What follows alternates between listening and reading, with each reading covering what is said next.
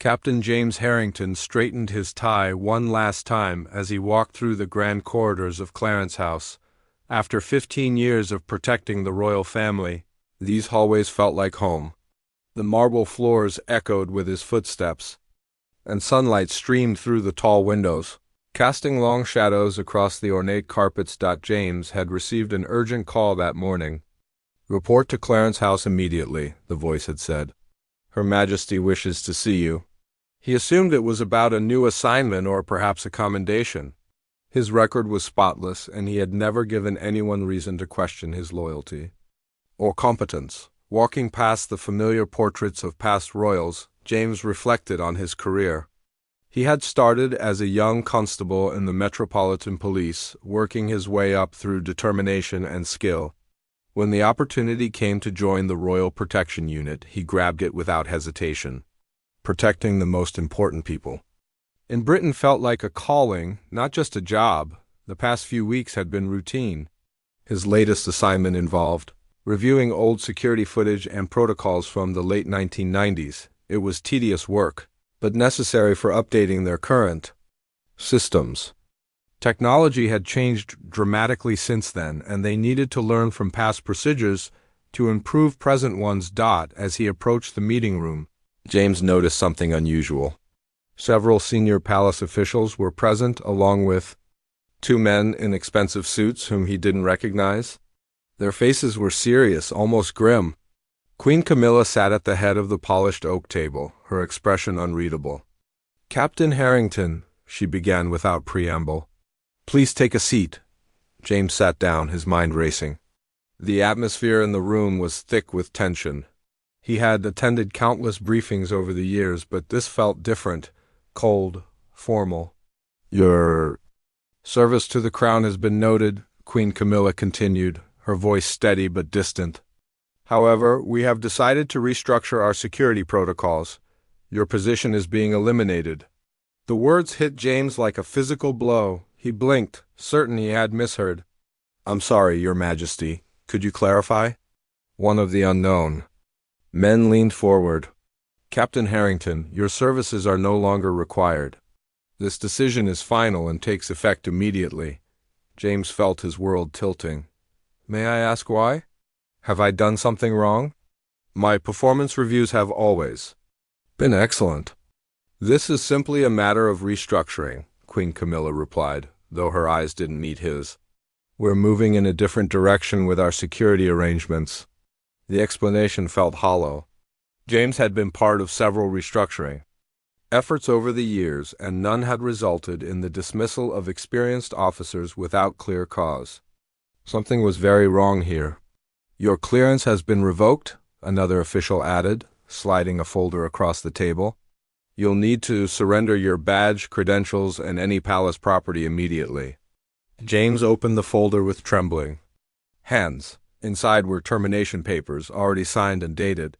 They had planned this before he even walked into the room. His mind raced back over recent weeks, trying to identify what might have triggered this decision. The only unusual thing had been his review of the 1990s security footage. He had been working through archives, updating protocols and noting changes needed for modern security. During that process, he had noticed some inconsistencies in the timeline around Princess Diana's final days. Nothing dramatic, just small details that didn't quite align with official reports he had read. Could that be connected to this dismissal? It seemed impossible, but the timing was suspicious. "I understand this is unexpected," Queen Camilla said, her tone softening slightly. "You'll receive a generous severance package and excellent references for future employment." James nodded, mechanically still processing the shock. 15 years of dedicated service ended in a 5-minute meeting with no real explanation. He signed the necessary documents, his hand moving automatically while his mind reeled. An hour later, James found himself cleaning out his office under the watchful eyes of security personnel. They had given him a cardboard box and 30 minutes to collect his personal belongings. Colleagues who passed by looked confused and sympathetic, but none dared to speak with him directly. As he packed his few personal items, James felt a mix of anger and bewilderment. Photos of his family, a small plant his daughter had given him, a coffee mug from his first day on the job. These simple objects suddenly seemed like artifacts from a previous life. He was reaching behind his desk lamp when his fingers touched something unexpected. There was a loose panel in the back of the desk drawer, and behind it, something was hidden. James glanced around to make sure he wasn't being watched, then carefully extracted a sealed envelope. The envelope was thick, as if it contained several documents. On the front, in handwriting he recognized, were the words, "For my replacement, the truth matters more than comfort. R.S. Robert Shaw, James's predecessor, who had died suddenly 2 years ago from a heart attack." Everyone had been shocked. By his death, Shaw had been in excellent health and was only 55 years old. He had been looking forward to retirement and spending time with his grandchildren. James slipped the envelope into his jacket pocket, his heart pounding. Whatever was inside, Shaw had hidden it deliberately and left a message suggesting it contained important information.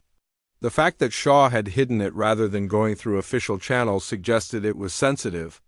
"Time's up," one of the security guards announced. James picked up his box and walked out of the building he had called his workplace for over a decade. As he reached his car, he looked back at Clarence House, the building that had represented honor and duty now felt like a place hiding dark secrets. Driving home through London traffic, James couldn't shake the feeling that he was being followed. A black sedan had been behind him since leaving the palace, matching his turns and maintaining the same distance. When he pulled into a service station to test his suspicions, the sedan drove past, but he spotted it again a few minutes later. At home, James sat in his kitchen, staring at the envelope. His wife Rebecca was at work, and the house was quiet. Part of him wanted to burn the envelope and forget this whole day had happened. He could find another job, perhaps in private security. Life would go on, but another part of him, the part that had become a police officer to serve justice, couldn't let it go. Shaw had risked something to leave this message. Whatever was inside might explain not only James's sudden dismissal, but also the strange circumstances around Shaw's death.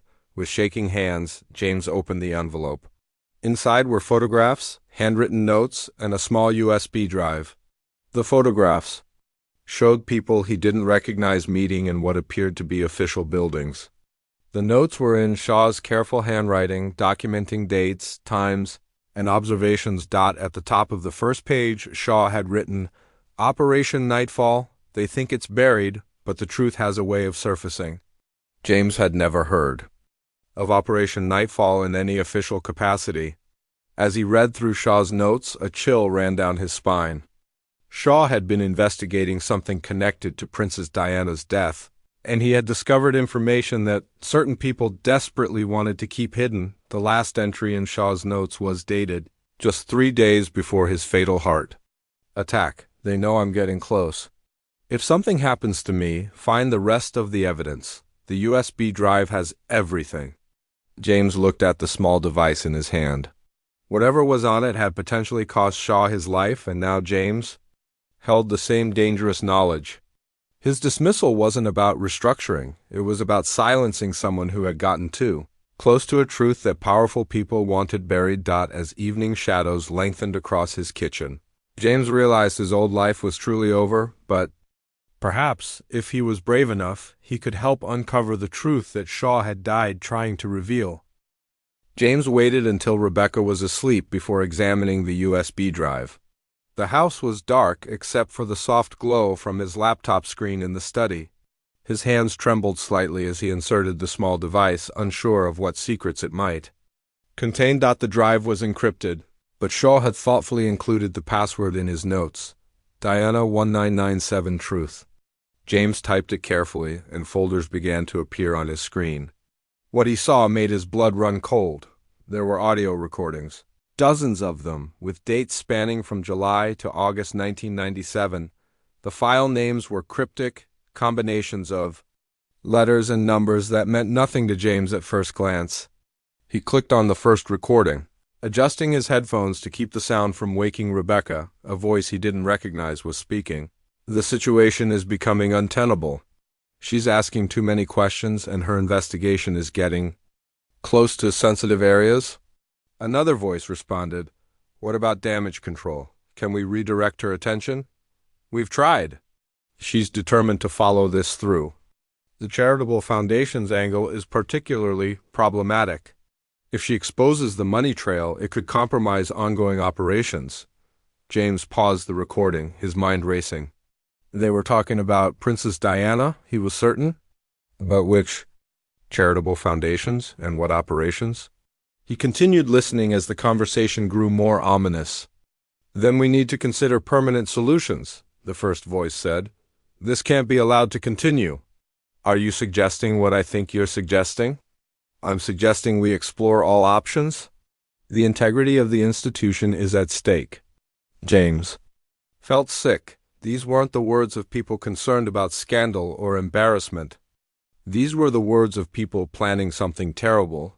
He moved to the next recording, dated a week later. This time, he recognized one of the voices.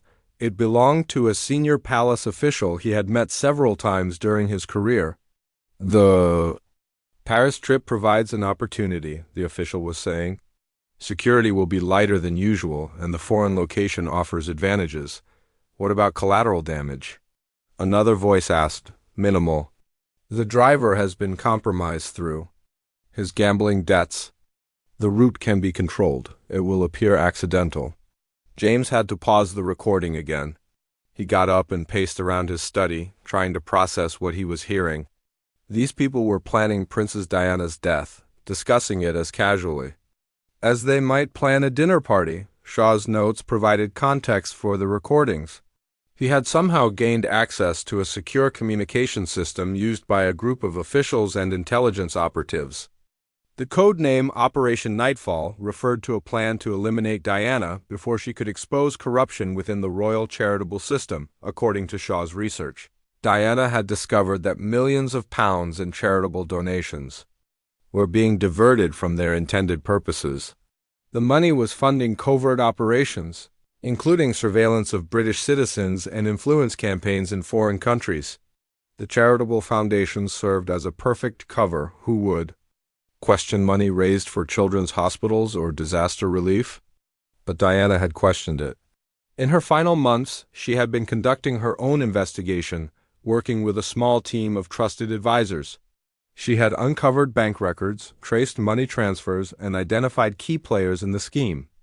She was planning to go public with her findings after returning from Paris. James found a folder labeled Evidence on the USB drive. Inside were photocopies of bank statements, wire transfer records, and correspondence between various officials. The amounts were staggering. Tens of millions of pounds had been redirected over several years. One document particularly caught his attention. It was a memo from Diana's private secretary detailing a meeting where Diana had expressed her concerns about threats she was receiving. She had told her secretary that she believed her phone was being monitored and that she was being followed. "I feel like they're trying to silence me," Diana had reportedly said. "But this is too important to ignore. Children are suffering because money meant to help them is being stolen." Shaw had also documented his attempts to access official files about Diana's death investigation. According to his notes, many crucial documents had been classified at unusually high levels, making them inaccessible even to experienced investigators. When Shaw had requested access through proper channels, he was told the files had been misfiled or damaged. James clicked on another audio file, this one dated just days before the Paris crash. "Everything is in place," a voice was saying. "The route has been planned, the security detail has been adjusted, and our asset is ready." "What about the photographer situation?" "Perfect cover. Their pursuit will mask our involvement. By the time anyone pieces together what really happened, the investigation will be closed and the files sealed. And if there are survivors, there won't be." The cold certainty in that voice made James feel physically ill. These weren't random criminals or foreign agents. These were people within the British establishment, people trusted to protect the crown and the country. Shaw's final notes painted a picture of a man who knew he was in danger. He had tried to build a case through official channels, but found doors closing at every turn. His requests for information were denied, his superiors urged him to drop the investigation, and he began receiving subtle warnings about his health and family. "They're on to me," Shaw had written in his last entry. "The same people who arranged Diana's death are now watching me. I've hidden copies of everything in multiple locations. If something happens to me, the truth needs to survive." James looked at the date of that entry, 3 days before Shaw's fatal heart attack. The timing couldn't be coincidental, but Shaw had been clever. Hidden within his notes were references to other evidence caches. He had hidden documents in his home, given copies to trusted friends, and even left materials in safety deposit boxes. Shaw had created a web of evidence that would be difficult to completely erase. One name kept appearing in Shaw's notes: Detective Inspector Helen Mitchell, Shaw's former partner who was still active in the Royal Protection Unit. Shaw trusted her completely and had apparently shared some of his concerns with her before his death. James realized he needed help. The evidence on the USB drive was explosive, but he was just one man against a conspiracy involving powerful people. Helen Mitchell might be the ally he needed, assuming she was willing to risk her career and possibly her life. As dawn broke outside his study window, James had listened to dozens of recordings and read through hundreds of pages of notes. The picture was clear. Princess Diana had been murdered to prevent her from exposing a massive corruption scheme that reached the highest levels of the British establishment, but now James faced the same danger that had killed Shaw: the people behind this conspiracy were still in power, still watching for anyone who might threaten their secrets. By accessing this evidence, James had painted a target on his back. His phone buzzed with a text message from an unknown number. "Some secrets are better left buried. Consider your family's safety." James felt his blood turn to ice. They knew. Somehow they already knew he had accessed Shaw's evidence. The same people who had killed Diana and Shaw were now threatening him and his family. He quickly copied all the files to multiple backup drives, hiding them in different locations around his house. If they came for him, the evidence would survive. But first he needed to find Helen Mitchell and warn her that Shaw's investigation was being continued. As he prepared for what might be the most dangerous day of his life, James thought about Diana and Shaw. Both had died trying to protect the truth. Now it was his turn to carry that burden, regardless of the cost. The sun was rising over London, but for James, the darkest part of his journey was just beginning. James spent the morning making copies of Shaw's evidence and hiding them throughout his house. He taped one USB drive under a loose floorboard in the attic, another behind the water tank in the basement, and sealed a third in a waterproof container buried in his back garden. If something happened to him, Rebecca would find the letter he left explaining where to look. Finding Helen Mitchell proved more challenging than expected.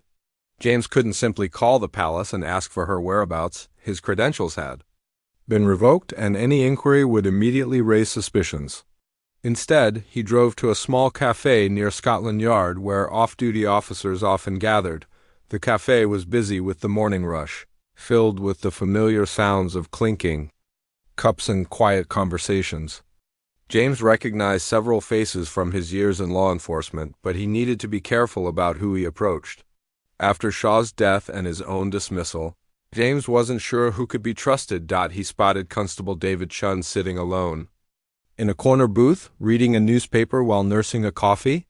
James knew David from academy training years ago. He was honest, straightforward, and had never shown interest in palace politics or advancement through connections. "David," James said, sliding into the opposite seat. "Good to see you." David looked up, surprised. "James, I heard about what happened at the palace. Sorry, mate. That was a shock to everyone." "Thanks. Listen, I need a favor, and I need you to not ask too many questions." David's expression became cautious. In police work, requests like that usually meant trouble. "I'm trying to reach Helen Mitchell from Royal Protection. Do you know how I can contact her unofficially?" "Helen?" "Sure, I see her at the gym sometimes. She works out at the place on Baker Street most evenings." "But James, why can't you just call her directly? It's complicated. Can you give her a message? Tell her I need to speak with her about Robert Shaw's research. She understand. David studied James's face carefully.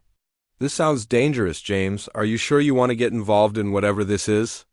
I'm already involved. Just please, give her the message. Tell her to meet me at the old Westminster Bridge tomorrow evening at 8. And David, if anyone asks about this conversation, we were just catching up about football. That evening, James began his own investigation into the names and dates from Shaw's notes. Using his knowledge of palace security systems and contacts he had built over 15 years, he started making discreet inquiries about the people and events mentioned in the recordings. One name that appeared repeatedly was Meridian Solutions, a private security company that had apparently been contracted for special services. In 1997, James had never heard of them during his time in royal protection, which was unusual since he was familiar with most security contractors used by the palace. Late that night, James drove to the London Library and used their public computers to research Meridian Solutions. What he found was troubling. The company had been founded in 1995 and specialized in what they called reputation management and crisis intervention for high-profile clients. Their website was vague about specific services, but client testimonials suggested they handled situations that required discretion and expertise. More disturbing was what James found in newspaper archives. Several people who had worked for Meridian or been associated with their operations had died in accidents over the years. A former employee had died in a house fire 6 months after leaving the company. Another had drowned while on vacation in Spain. A journalist who had been investigating Meridian's connections to government contracts had suffered a fatal heart attack while jogging. The pattern was subtle but unmistakable to someone with James's training. These weren't random deaths. They were eliminations designed to look accidental. James printed out everything he could find about Meridian Solutions and their associates. The company's official address was a prestigious office building in the city, but according to business records, they also maintained facilities in several other countries. The next evening, James arrived at Westminster Bridge 30 minutes early. He positioned himself where he could watch for Helen's arrival while also monitoring for any suspicious activity. London's evening traffic provided good cover, with crowds of commuters and tourists moving across the bridge. Helen appeared exactly on time, walking casually but scanning the area like the trained professional she was. James waited until she was near the middle of the bridge before approaching. Helen. She turned, her hand instinctively moving toward where her weapon would be concealed. When she recognized James, her posture relaxed slightly, but her expression remained wary. James, David said you wanted to talk about Robert Shaw. That's dangerous territory. I know, but I think you already suspected something about his death, didn't you? Helen was quiet for a moment, watching the Thames flow beneath them. Robert was investigating something in his final months. He became secretive, wouldn't discuss his work even with me. I knew he was worried, but he said it was better if I didn't know the details. Did he ever mention Operation Nightfall? Helen's sharp intake of breath confirmed that she had heard the name. Where did you hear that? She asked quietly. James looked around to ensure they weren't being overheard. Robert left evidence. He hid it where his replacement would find it. I think he knew they were going to kill him. They being who? People connected to Princess Diana's death. People who are still in power and still killing to protect their secrets? Helen closed her eyes for a moment. I was afraid of something like this. Robert's death never felt right.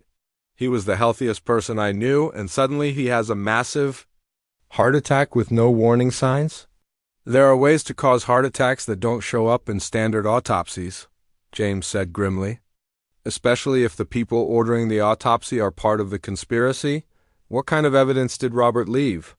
James briefly described the recordings and documents, being careful not to reveal too many details until he was certain of Helen's commitment to the investigation.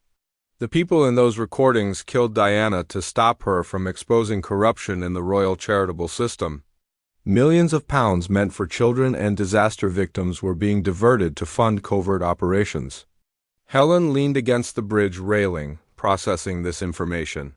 That would explain why Robert was so interested in the charity records. He spent weeks reviewing financial documents from the late 1990s. Did anyone try to stop his investigation? Not directly, but there were subtle pressures. His supervisor suggested he focus on other priorities. Access to certain files became more difficult. And then he started getting those strange phone calls. What phone calls? Wrong numbers, but they happened at odd hours and seemed designed to unsettle him. People calling and hanging up or asking for someone who didn't live there. Robert thought his phone might be tapped. James felt a chill of recognition. He had received several similar calls since accessing Shaw's evidence. Helen, I think we're both in danger now. The same people who killed Robert are watching me. They sent me a threatening text message last night. Then why are you pursuing this? Why not just walk away? James looked out over the Thames, thinking about Diana and Shaw and all the other victims of this conspiracy, because someone has to. Diana died trying to protect children from having their charity money stolen. Robert died trying to expose her killers. If I walk away, they died for nothing? Helen was quiet for several minutes, clearly wrestling with a difficult decision. Finally, she spoke. What do you need from me? Access to files that I can't reach.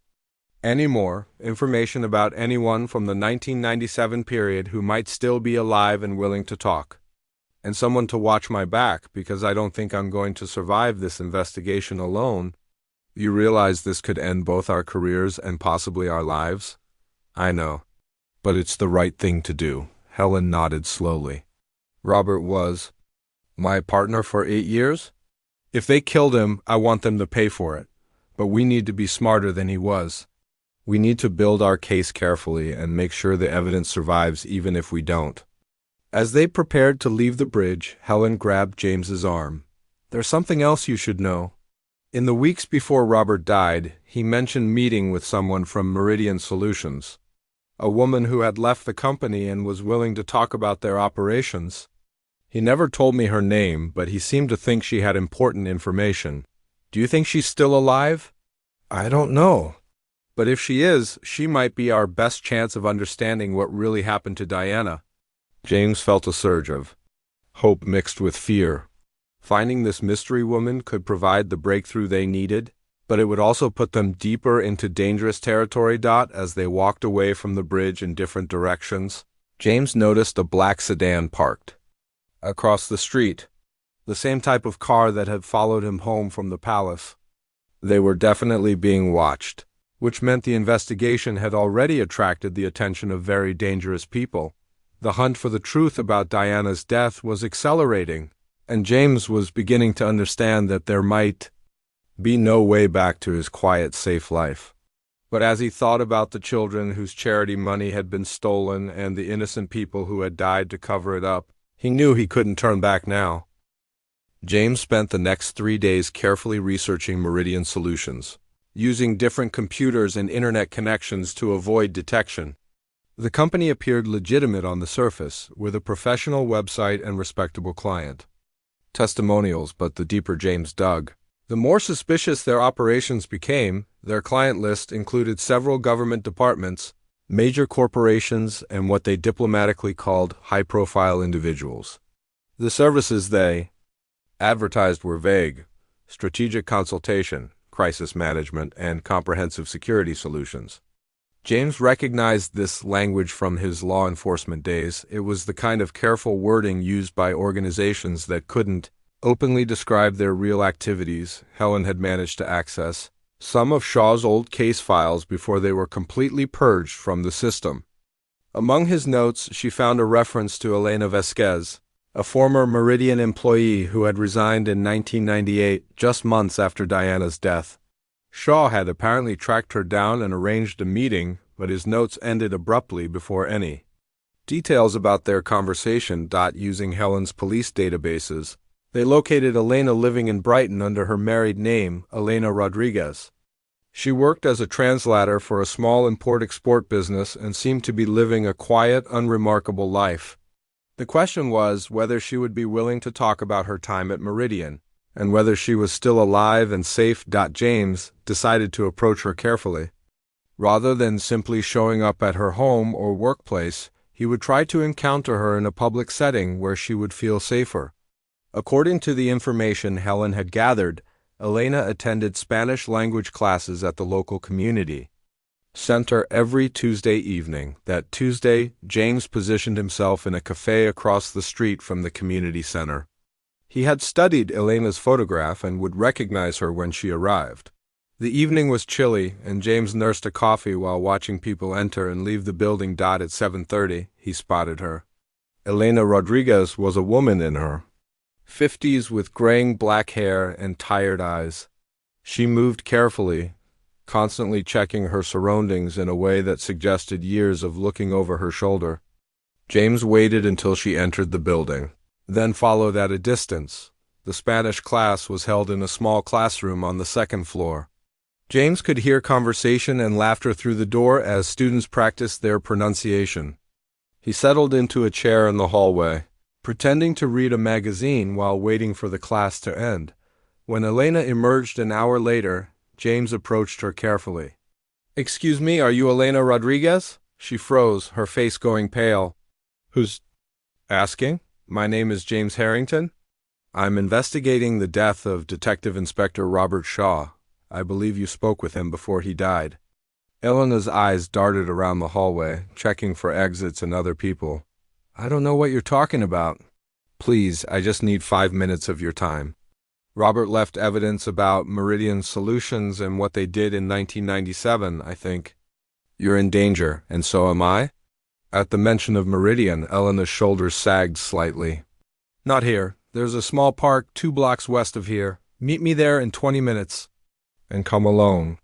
James agreed and watched Elena leave quickly, through a side exit. He waited the full 20 minutes before walking to the park, giving her time to ensure she wasn't being followed. The park was dimly lit and mostly empty except for a few dog walkers in the distance. Elena was sitting on a bench near a small pond, smoking a cigarette with shaking hands. "You shouldn't have found me," she said as James approached. "It took me 25 years to disappear, and now here you are." "I'm sorry. But people are still dying to cover up what Meridian did. If you know something that could expose them, you might be the only person who can stop it." Elena laughed bitterly. "Stop them? You have no idea who you're dealing with. Meridian isn't just a private security company. They're a front for intelligence operations, corporate espionage, and worse. The people who run it have connections reaching into every level of government.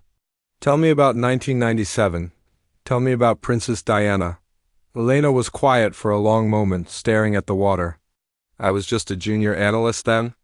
My job was monitoring communications and preparing surveillance reports. I thought I was working for the good guys, helping protect national security." "What changed your mind?" "I started seeing the targets of our operations. Charity workers, journalists, people asking questions about missing funds or investigating corruption. These weren't terrorists or foreign agents, they were British citizens trying to do the right thing." Elena took another drag from her cigarette. "Diana was one of our primary targets from early 1997. We monitored her phone calls, tracked her movements, and reported on everyone she met with. The official reason was that her relationships might compromise royal security, but that wasn't the real purpose." "What was the real purpose?" "Diana had discovered irregularities in the charitable foundations she supported. Money that was supposed to help children in hospitals or fund disaster relief was being diverted. She started investigating, following the money trail, asking uncomfortable questions." James felt his pulse quicken.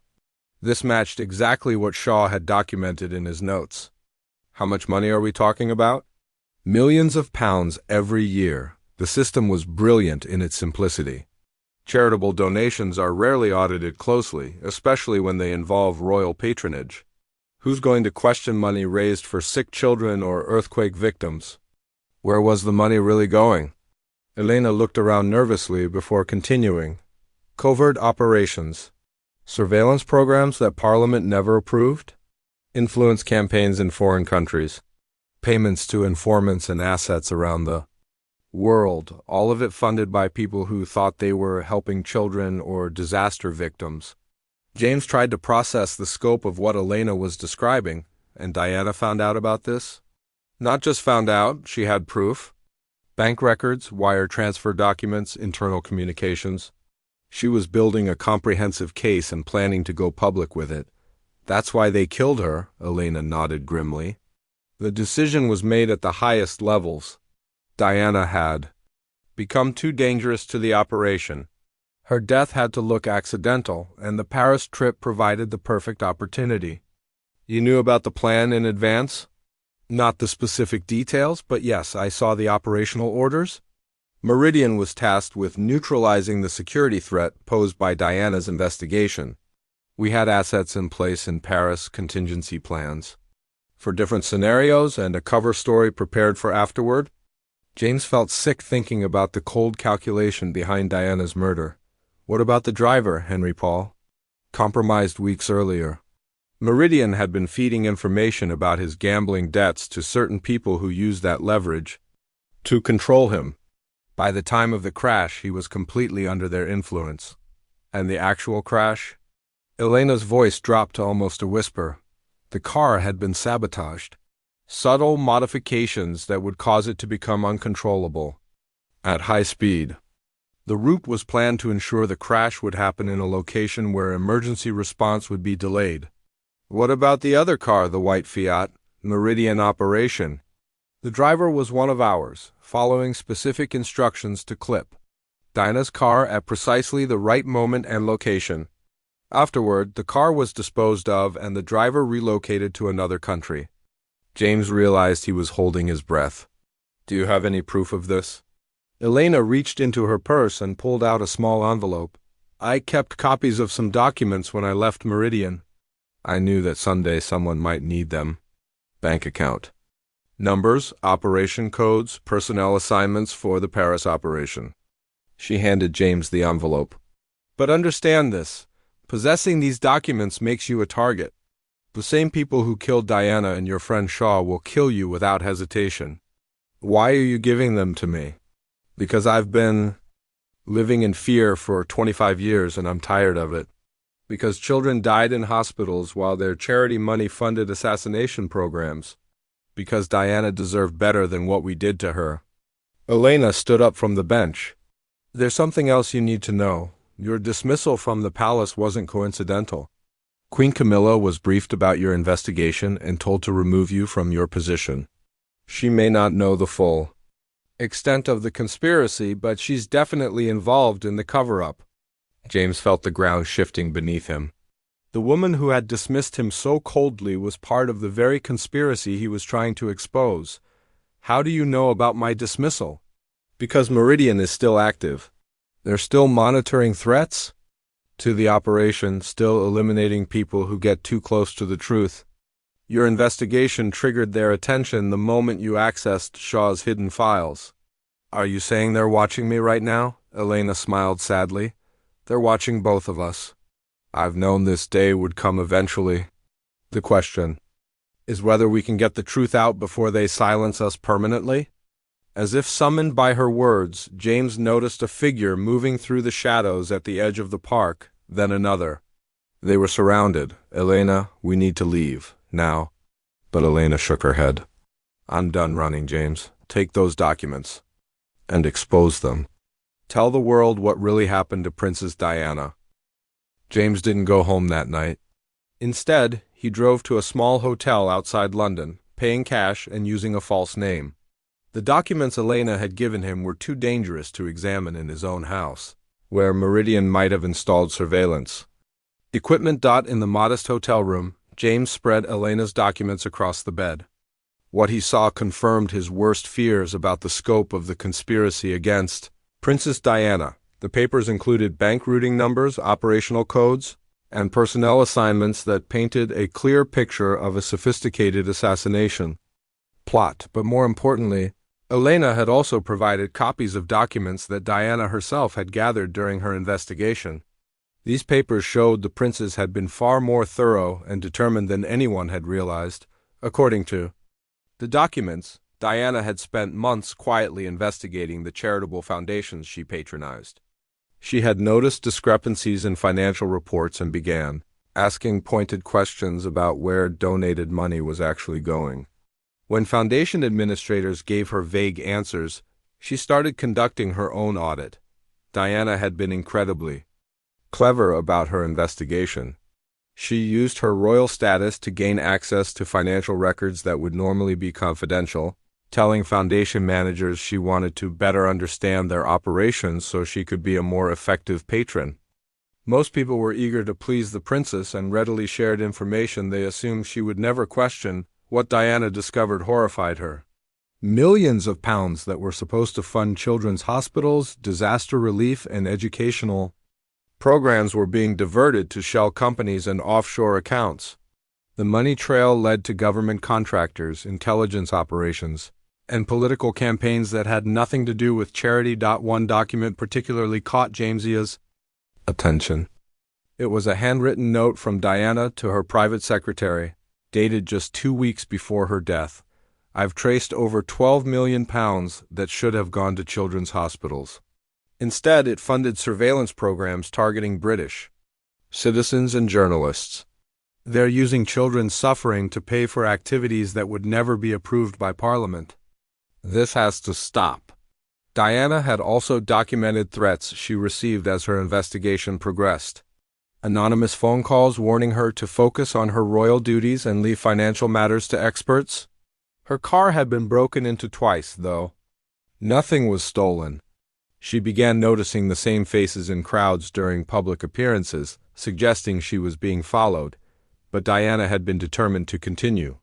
According to her notes, she had scheduled meetings with investigative journalists. For the week after she returned from Paris, she had also planned to request a meeting with Parliament's Public Accounts Committee to present her findings officially. Elena's documents revealed that Meridian Solutions had been monitoring Diana's investigation from the beginning. They had hacked her phone calls, intercepted her mail, and planted surveillance devices in her private residences. Every move Diana made was reported to the people she was investigating. The most chilling document was an internal Meridian memo dated 3 days before Diana's Paris trip. Subject has obtained original bank records from Zurich accounts. Her evidence package is now complete and poses existential threat to operation. Recommend immediate implementation of Nightfall Protocol. Window of opportunity closes when subject returns from Paris on September 1st. James realized that Diana had died not just because she had discovered the corruption, but because she had gathered enough evidence to expose it completely. The conspirators couldn't discredit her or buy her silence. They had to eliminate her before she could go public. The documents also revealed details about the actual assassination that went far beyond what Elena had told him in the park. Meridian had placed operatives throughout Paris in the days leading up to the crash. They had surveillance teams monitoring Diana's movements, technical specialists who sabotaged her car, and a coordination team that directed the entire operation. Henry Paul, the driver, had been compromised through a combination of financial pressure and blackmail. Meridian had engineered his gambling debts by ensuring he lost large amounts at specific casinos they controlled.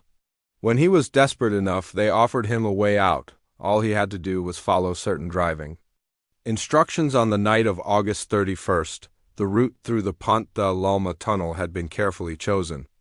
The tunnel's design would amplify the impact of a crash, while its location would delay emergency response.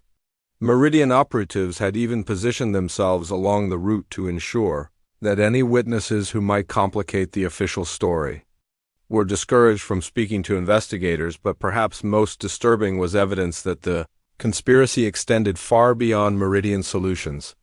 The documents showed payments to officials in the French investigation, British intelligence services, and even medical personnel who were involved in treating Diana after the crash. The cover-up had been planned as carefully as the assassination itself. James found copies of communications between Meridian and their handlers in the British government.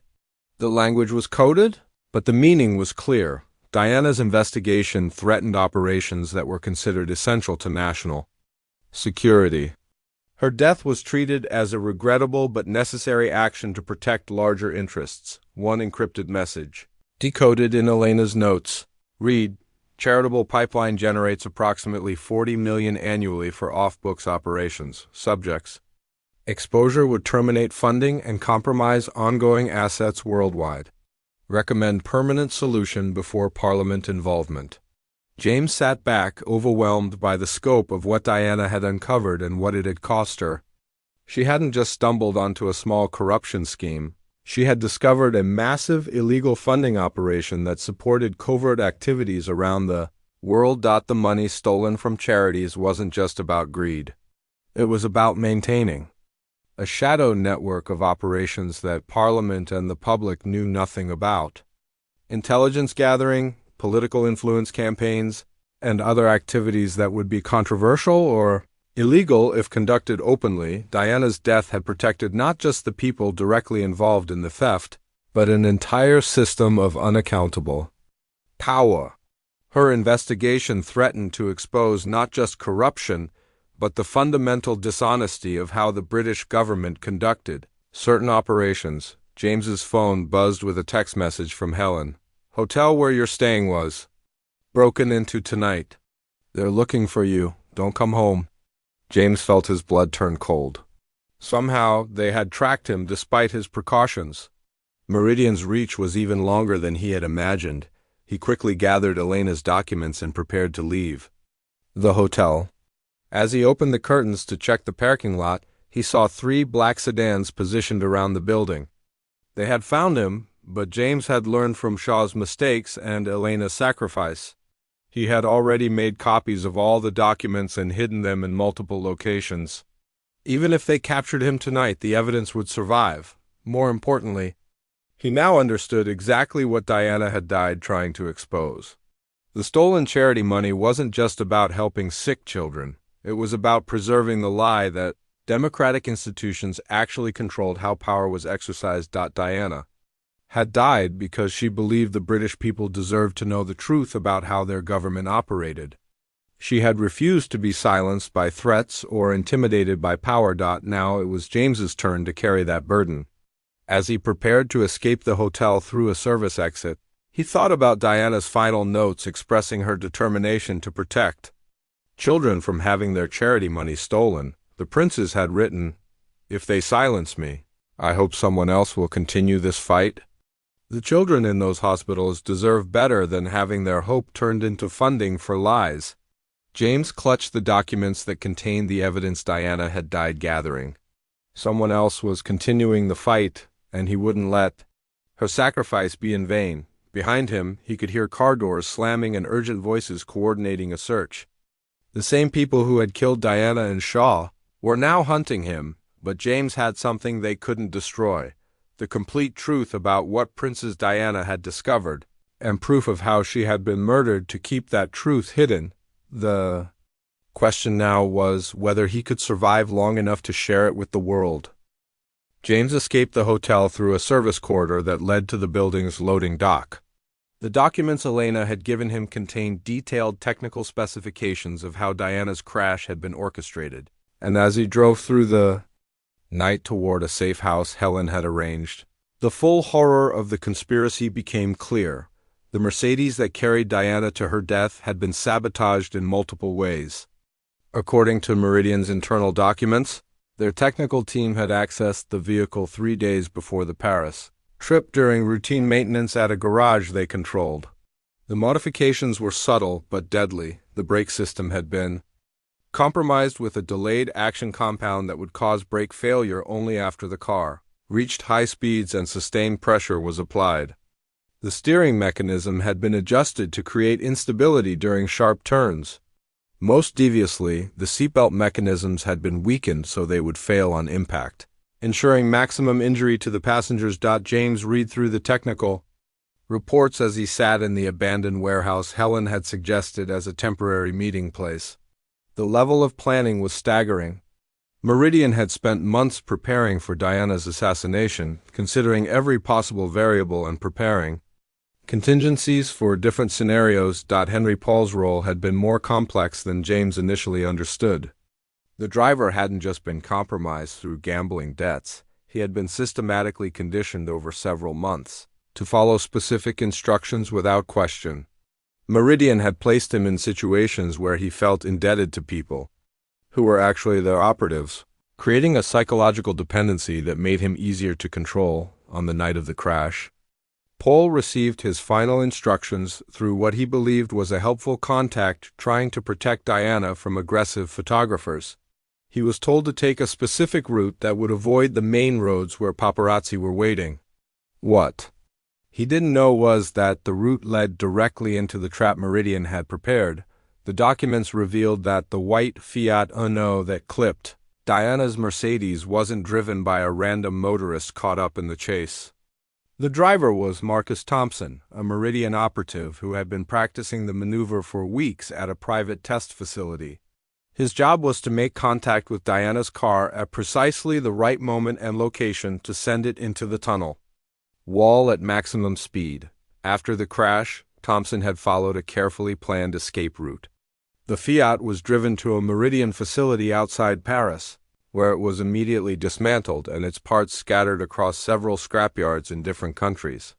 Thompson himself was given a new identity and relocated to Australia, where he lived quietly until his death in a sailing accident 5 years later, but the conspiracy went deeper than just the technical aspects of the crash. Meridian had also infiltrated the emergency response to ensure that Diana wouldn't survive even if the initial impact didn't kill her. Dr. Pierre Martins, one of the first medical personnel to reach the crash scene, had been receiving payments from Meridian for over a year. His job was to delay effective treatment while appearing to provide medical care. Instead of rushing Diana to the nearest hospital, he followed protocols that ensured maximum delay while her internal injuries worsened. The ambulance that finally transported Diana took an inexplicably long route to the hospital, stopping multiple times for what were described as medical assessments. In reality, these delays were allowing Diana to die from injuries that might have been treatable with immediate proper care. James found records of payments to Martins totaling over €200,000, distributed through various accounts to avoid detection. After Diana's death, Martins had received a substantial bonus and been offered a position at a prestigious medical facility in Switzerland. The French investigation had been compromised from the beginning. Judge Herve Stephan, who led the official inquiry, had been approached by British intelligence services within hours of the crash. He was told that the incident involved national security matters and that certain aspects of the investigation needed to be handled with discretion. Key evidence had been classified or disappeared entirely. The security camera footage from the tunnel approach had been confiscated by authorities and never made public. Witness statements that contradicted the official narrative were either dismissed or mysteriously lost. Physical evidence from the crash scene was removed before independent investigators could examine it. Most shocking of all, James discovered that Prince Charles had been briefed about the assassination plan weeks before it was carried out. While there was no evidence that he had ordered Diana's death, the documents showed that he had been informed it was necessary for the stability of the institution and had not attempted to prevent it. Queen Camilla's involvement was more recent, but equally damning. She had been briefed about James's investigation and specifically instructed to remove him from his position before he could uncover more evidence. While she might not have known the full extent of the conspiracy, she had actively participated in covering it up. The documents also revealed the broader scope of the operation Diana had threatened to expose. The charitable foundation scheme was just one part of a massive funding network that supported covert operations around the world. Similar operations existed in dozens of countries, using different covers but following the same basic model: money donated by well-meaning people to help disaster victims. Sick children or educational programs was being systematically diverted to fund surveillance programs, political influence campaigns, and other activities that would be illegal or controversial if conducted openly. The total amount stolen annually was estimated at over £500 million globally. Diana's investigation had threatened not just the British operation, but the entire international network. Her death had protected a system that allowed governments to conduct operations without parliamentary oversight or public accountability. James realized that Elena's sacrifice and Shaw's death were part of a pattern going back decades. Anyone who got too close to exposing the network was eliminated, usually in ways that appeared accidental or natural. The system had survived because it was ruthless in protecting itself, but Diana had been different. Her royal status and public profile made it impossible to simply make her disappear quietly. The assassination had to be dramatic enough to appear accidental while being certain enough to ensure her death. The Paris crash had provided the perfect solution. As dawn broke over London, James understood that he was carrying evidence of one of the most sophisticated and long-running conspiracies in modern history. The people responsible weren't just criminals. They were officials at the highest levels of government who had convinced themselves that stealing from charity and murdering critics was justified by national security. Helen arrived at the warehouse. As James was finishing his review of the documents, she brought disturbing news. Elena Rodriguez was found dead in her home this morning, Helen said quietly. Apparent suicide, according to the initial report. But there were no signs of depression or suicidal thoughts, and she had made plans for next week. James felt a wave of grief and anger. Elena had known the risk when she gave him the documents, but that didn't make her death any less tragic. They're cleaning up loose ends, James said, which means they're preparing to come after us next. There's more. 3 other people connected to Shaw's investigation have died in the past week. A car accident, a house fire, and another apparent suicide. They're eliminating everyone who might have information about the conspiracy. James looked at the documents spread around the warehouse. Elena and Shaw had died to preserve this evidence, and now it was his responsibility to ensure their deaths had meaning. We need to go public with this immediately, James said. If we wait any longer, there won't be anyone left alive to tell the story. But Helen shook her head. We need more than documents. We need someone with credibility who can't be easily discredited or eliminated. Someone with connections to major media organizations who can get this story out internationally. James thought about Diana's final notes, where she had mentioned planning to work with investigative journalists. Maybe it was time to follow her example. Do you know any journalists who specialize in this kind of investigation?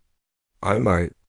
There's a woman named Margaret Chun who works for an international news organization. She's done exposes on government corruption before, and she has a reputation for protecting her sources. As they prepared to leave the warehouse, James took one last look at the evidence that had cost so many lives to gather. Diana had died trying to protect children from having their charity money stolen.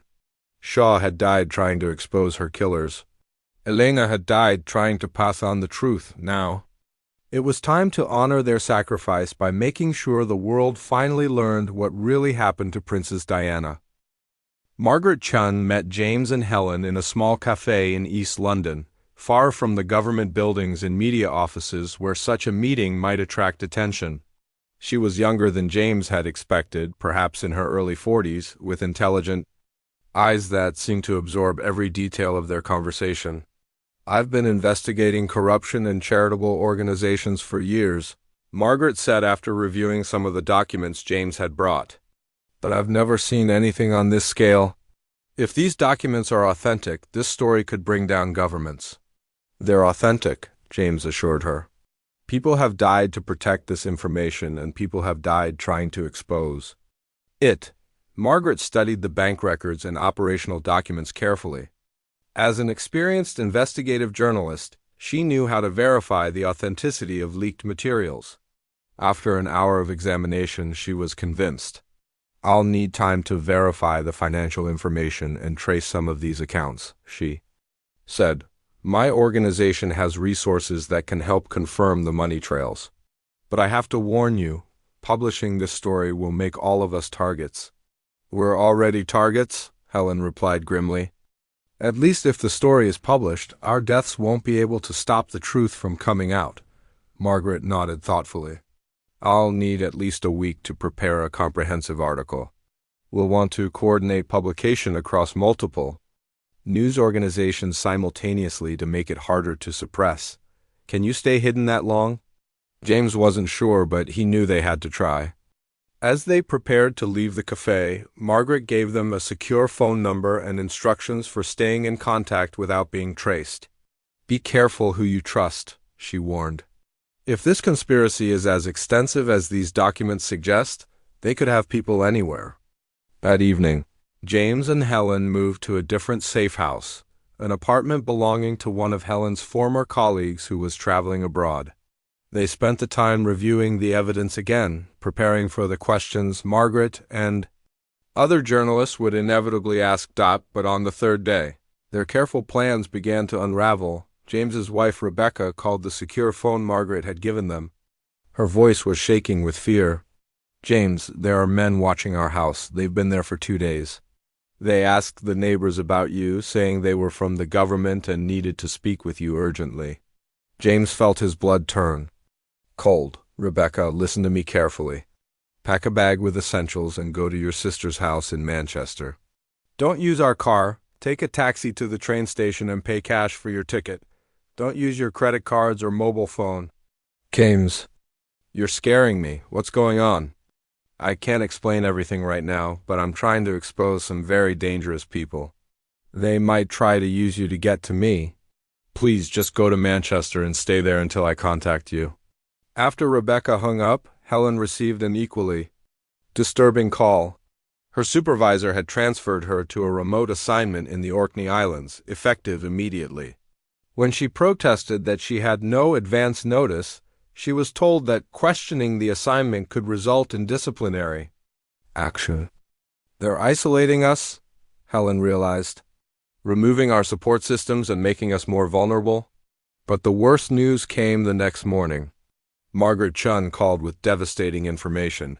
"I've been suspended from my job," she said. "My editor received a call from someone claiming to represent national security interests. They said my investigation threatened ongoing operations and that publication of the story could endanger lives." James felt the walls closing in around them. The conspiracy had resources and connections they hadn't fully appreciated. Within days of beginning their investigation, the powerful people behind Diana's death had moved to neutralize every threat. "What about other journalists?" James asked. "Can you pass the story to someone else?" "I'm trying, but word is spreading that this is considered a national security matter. Most editors are afraid to touch it without government approval." That afternoon, James discovered just how extensively they were being monitored. While checking the news on a public computer, he found a brief article about Elena Rodriguez's death. The official story was that she had committed suicide due to financial problems, but James knew the truth. More disturbing was a small notice about Dr. Thomas Webb, a former royal physician who had worked during Diana's lifetime. Webb had died in a house fire at his country home. According to the article, electrical problems had caused the blaze, but James suspected Webb had possessed information about Diana's medical records that someone wanted destroyed. The pattern was clear and terrifying. The conspiracy was systematically eliminating anyone who might have knowledge about Diana's investigation or the circumstances of her death. James and Helen were probably among the last people alive who knew the complete truth. That night, James made copies of all their evidence and prepared to distribute them widely. If they were going to be silenced, he wanted to ensure the information would survive and eventually reach the public. He mailed copies to dozens of journalists, politicians, and human rights organizations around the world. He uploaded encrypted files to multiple cloud storage services and scheduled them for automatic release if you failed to check in regularly. He even buried physical copies in locations around London, with detailed maps hidden in safety deposit boxes. But as James finished these preparations, he received a phone call that changed everything. The voice was calm and professional, with an accent he couldn't place. "Mr. Harrington, I think it's time we had a conversation." "Who is this?" "Someone who knew Robert Shaw and Elena Rodriguez. Someone who can help you understand the full scope of what you're dealing with." "Why should I trust you?" "Because I'm one of the few people left alive who was involved in the original operation. And because I want to make sure the truth comes out before they kill all of us." The caller identified himself as Colonel William Morrison, formerly of British intelligence. He claimed to have been part of the team that planned Diana's assassination, but had developed doubts about the operation over the years. "Meet me tomorrow at Speaker's Corner in Hyde Park at noon," Morrison said. "Come alone, but bring the documents. It's time to finish what Diana started." James was torn between hope and suspicion. This could be the breakthrough they needed. Someone with inside knowledge who could provide additional evidence and credibility. But it could also be a trap designed to eliminate the last people who knew the truth. Helen was equally conflicted. It could be our only chance to get independent confirmation of what we've discovered. But it could also be suicide. James thought about Diana's determination to expose the corruption she had discovered, despite the obvious dangers. She had been willing to risk everything for the truth. Shaw had died trying to honor her courage. Elena had sacrificed her life to ensure the evidence survived. Diana didn't give up when they threatened her, James said finally. If this Morrison really wants to help expose the truth, we have to take the risk. As they prepared for what might be their final meeting, James reflected on how much had changed since his dismissal from the palace. He had gone from being a loyal protector of the royal family to investigating a conspiracy that reached into the highest levels of the British establishment, but Diana's story had shown him that real loyalty meant protecting truth and justice, not just institutions and individuals. She had died trying to protect children from having their charity money stolen. Now it was his turn to protect her memory by ensuring her sacrifice had meaning. Tomorrow, James would learn whether Colonel Morrison was an ally who could help expose the conspiracy or another enemy trying to complete the cover-up that had begun with Diana's death. Either way, the truth about Princess Diana's investigation and assassination was finally going to emerge from the shadows where it had been hidden for over 25 years. Colonel William Morrison was waiting at Speaker's Corner when James arrived, exactly as promised. He was a tall man in his 70s with gray hair and the bearing of someone accustomed to command. His eyes held the weight of decades of secrets, and when he spoke, his voice carried both authority and regret. "Mr. Harrington, thank you for coming. I know this meeting requires considerable courage on your part." James remained cautious. "Prove to me that you're who you claim to be. Tell me something about the Diana operation that only an insider would know." Morrison nodded approvingly. The operation was codenamed Nightfall, and it was authorized by a committee known as the Crown Circle, 5 individuals representing the monarchy, intelligence services, and senior government officials. The decision was made on July 15, 1997, after Diana obtained the Zurich bank records that proved the charitable diversion scheme. James felt his pulse quicken.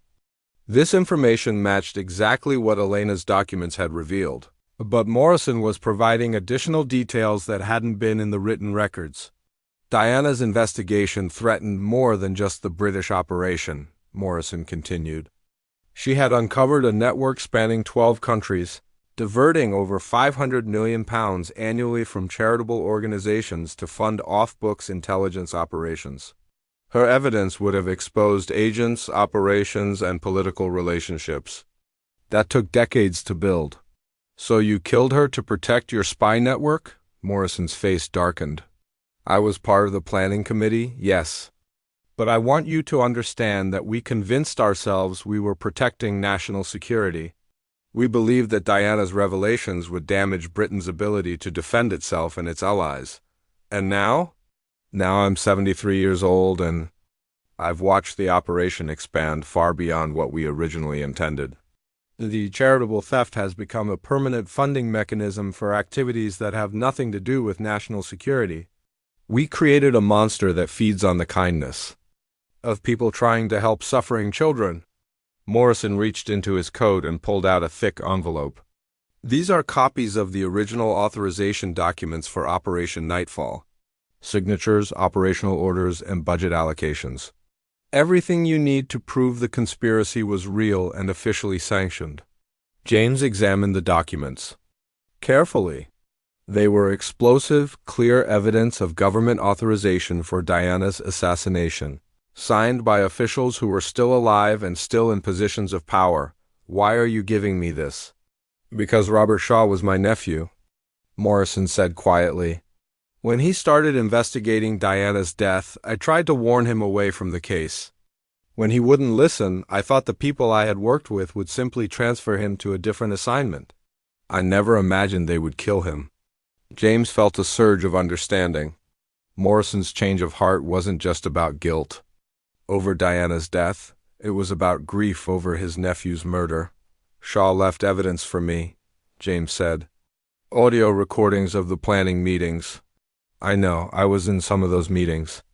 I've spent the last 2 years trying to atone for what we did, but I'm too old and too compromised to go public myself. You and Detective Mitchell are the only people left who can tell this story credibly. Morrison explained that in the days since Elena's death, the conspiracy had been systematically eliminating anyone with knowledge of the original operation. 3 more former Meridian employees had died in apparent accidents, and 2 government officials from the 1997 period had suffered sudden health crises. They're preparing to close the book on this forever, Morrison warned. But Margaret Chun's organization has agreed to publish if they receive corroborating evidence from a credible government source. You're willing to go on the record? I'm dying, Morrison said simply. Pancreatic cancer, perhaps 6 months left. They can't threaten me with death when it's already coming. And I'd rather spend my final months trying to undo the damage I helped cause. That evening, James and Helen met with Margaret Chun at a secure location. Morrison had provided not just documents but also detailed knowledge of how the conspiracy operated and who was still involved in maintaining the cover-up. Margaret S news organization had been working around the clock to verify the evidence and prepare a comprehensive expose. They had confirmed the financial information, traced the money flows, and contacted sources in multiple countries who could corroborate parts of the story. We're ready to publish simultaneously in 6 countries, Margaret announced. The story will appear in print and online editions, making it virtually impossible to suppress. We've also prepared a comprehensive document archive that will be released to multiple news organizations worldwide. But the most important development was that Colonel Morrison had agreed to testify before a parliamentary committee. His status as a decorated intelligence officer and his willingness to provide detailed sworn testimony would give the story credibility that documents alone couldn't achieve. The publication date was set for the following Monday. Margaret's organization would lead with the main story, while partner newspapers in the United States, Canada, Australia, Germany, and France would publish supporting articles focusing on different aspects of the conspiracy. James spent the weekend in a safe house, knowing that these were probably his last few days of anonymity. Once the story broke, he would become a public figure, either as a whistleblower who exposed a massive conspiracy or as a target for people trying to discredit the revelations. On Sunday evening, Colonel Morrison called with final instructions. After the story publishes, you'll need to appear before the parliamentary committee as quickly as possible. The people we're exposing will try to control the narrative and discredit the evidence. Your testimony, combined with mine, will make it much harder for them to dismiss this as a hoax or conspiracy theory. Monday morning arrived with clear skies and a sense of anticipation that James hadn't felt since his dismissal from the palace. Around the world, newspaper editors were preparing to publish the story that would finally reveal the truth about Princess Diana's death at exactly 6 a.m. London time. The story broke simultaneously across multiple continents. Princess Diana, murdered to hide charity theft conspiracy, read the headline in Margaret's newspaper. Supporting stories detailed the financial evidence, the assassination planning, and the subsequent cover-up. The response was immediate and overwhelming. Within hours, the story was being discussed on television news programs around the world. Social media exploded with discussions about the revelations. Government officials in multiple countries faced urgent questions about their knowledge of the conspiracy. By afternoon, James received a call from the chairman of Parliament's Intelligence and Security Committee. The committee wanted to hear testimony from both James and Colonel Morrison within 48 hours. Queen Camilla issued a brief statement denying any knowledge of the conspiracy beyond being advised to dismiss James for security reasons, but her denial only drew more attention to her role in the cover-up. 3 members of the original Crown Circle were arrested within the first week after publication. Meridian Solutions was raided by police and its assets frozen pending investigation.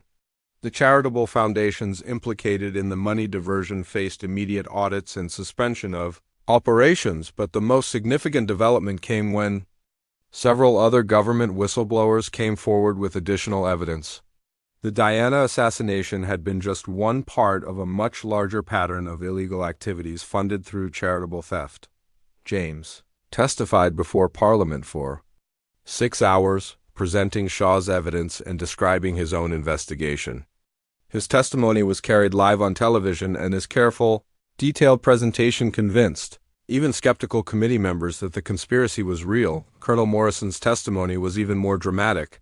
As a former intelligence officer, he could provide details about the planning and authorization of Diana's assassination that no outside investigator could have known. His willingness to implicate himself in the conspiracy gave his testimony unshakable credibility. The international response was swift and decisive. Multiple countries launched investigations into their own charitable organizations and intelligence operations. The United Nations announced a comprehensive review of international charity regulations and oversight mechanisms. Most importantly, new protections were established for whistleblowers and investigators trying to expose corruption. Shaw's Law, named in honor of the detective who died trying to reveal the truth, provided legal protection and financial support for people who uncovered evidence of government wrongdoing. 6 months after Margaret's initial publication, James stood at Princess Diana's grave in Althorpe, carrying flowers from children whose charity funds had been recovered and returned to their intended purposes. Millions of pounds had been restored to hospitals, schools, and relief organizations around the world. The investigation that Diana had died trying to complete was finally finished. The corruption she had discovered was exposed, the people responsible were facing justice, and the children she had tried to protect were finally receiving the help that had been stolen from them. James placed the flowers on Diana's grave and spoke quietly to her memory.